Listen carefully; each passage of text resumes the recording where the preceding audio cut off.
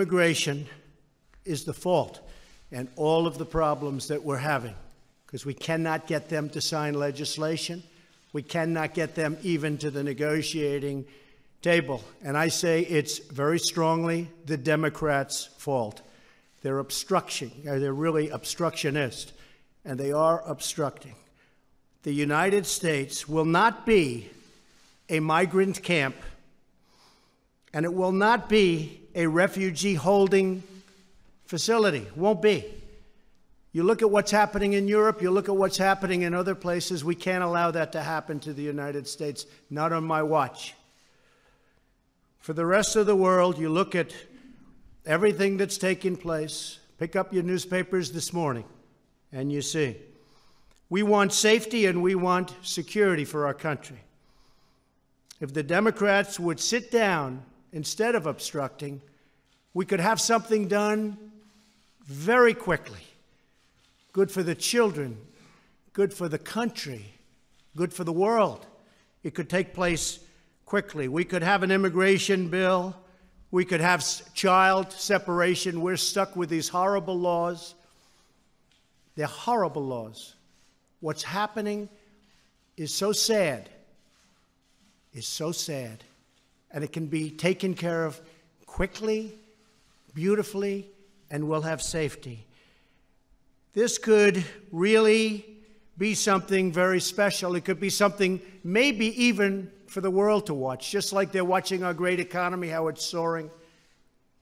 They could watch this. We have the worst immigration laws in the entire world. Nobody has such sad, such bad, and actually in many cases, such horrible and tough. You see about child separation. You see what's going on there. But just remember, a country without borders is not a country at all. We need borders. We need security. We need safety. We have to take care of our people. You take a look at the death and destruction that's been caused by people coming into this country without going through a process. We want a merit-based immigration system so that Boeing and Lockheed and all of the people, Grumman, all of the people that are here today, the heads of every company, so that you can hire people on a merit base. You know they're coming in. They're people that came on merit, not based on a lottery or not people that snuck across the border. And they could be murderers and thieves and so much else. So we want a safe country, and it starts with the borders, and that's the way it is. I support, and all of the members of the Republican conference support, a plan that keeps families together while their immigration status is determined. That, of course, would theoretically override the new Trump administration's zero-tolerance policy that took effect in the spring, prompting criminal prosecutions of every single person apprehended at the border, which has resulted in thousands of children being taken from their parents, complete with heartbreaking images and haunting sounds of frightened, confused, and screaming kids. President Trump today, desperately trying to regain control of the story, tried to change the conversation to the larger topic of illegal immigration. Today, President Trump using some of his darkest language yet, perhaps the harshest rhetoric he's used about this issue since the opening day of his campaign, tweeting this morning, quote, "Democrats are the problem. They don't care about crime and want illegal immigrants, no matter how bad they may be, to pour into and infest our country. Like MS-13, they can't win on their terrible policies, so they view them as potential voters." You'll notice the use of the dehumanizing word infest there, applied to undocumented immigrants, part of the president's embrace of the politics of fear and division, talking about the, quote, death and destruction that's been caused by people coming into this country, and suggesting that those of us in the media covering these children impacted by his new policy are helping criminals. Democrats have launched a blitz accusing the Trump administration of separating children from their parents and housing them in literally concentration camps along the border. Leftist politicians, from senators to Hillary Clinton, took their best shots. It is unacceptable in my mind, I think in the minds and hearts of any American, that someone can justify a policy of deliberate harm to children as a way to gain legislative leverage. In fact, what he's doing is holding these kids and their parents hostage to a whole set of other immigration issues. Separating families is not mandated by law at all. That is an outright lie. And it's incumbent on all of us, journalists and citizens alike, to call it just that. Okay, well, she should know something about lying, right? With emotions running this hot. So is this a PR battle the administration can win? Let's discuss all this with the head of the Justice Department. We are pleased to welcome Attorney General Jeff Sessions. First time on the Ingram angle. General Sessions, thank you so much for being with us. There's a lot to get to tonight, but you heard what Mrs. Clinton said, that this is a lie. This is not caused by the Obama administration. This doesn't have to be done. The president could pick up the phone tonight and stop this policy of separating children from their parents.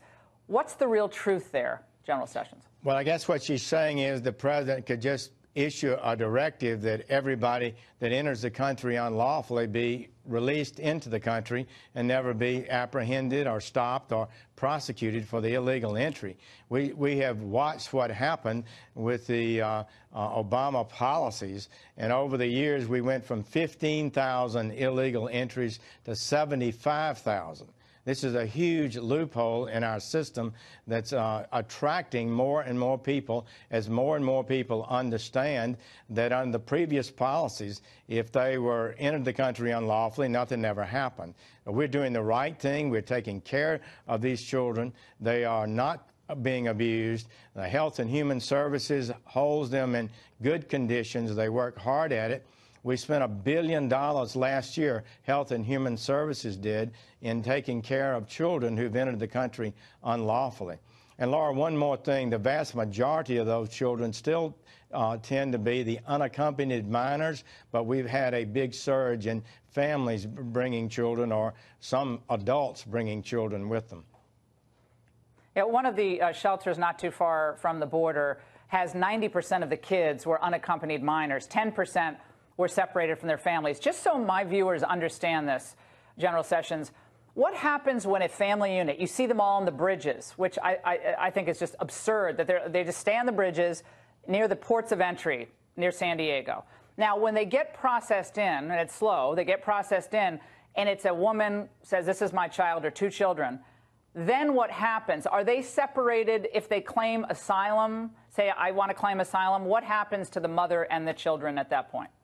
If they enter the country at a port of entry, and there are many of those along the border, they are not violating the law. The mother or father in that circumstance would not be prosecuted, and the families stay together.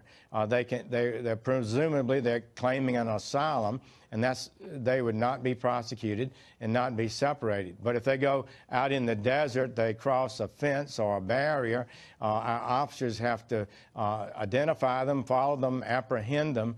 They're violating the law, and they need to be prosecuted for that. We simply cannot condone that kind of activity. We want to end this process of children being brought across dangerous territory, placing those children at risk. If they want to claim asylum, let them go through the port of entry. That's the way it should be done. Yeah, I think most people aren't understanding this. I think most people think that if you come even through one of the, 25 ports of entry, you have your family separated. That's not how it's working. It's a rare circumstance when I think the Border Patrol people know that this person is not related to this other person, and they can figure it out pretty quickly in those circumstances. But I just think it was important to have the people understand that. This is how your opponents, General Sessions, are demagoguing this issue. Let's listen. I've walked down that railroad siding where the families were separated, and that's why I used that picture. Now, look, I know we're not Nazi Germany, all right, but there is a commonality there. This is the United States of America. It isn't Nazi Germany, and there's a difference. And we don't take children from their parents until now.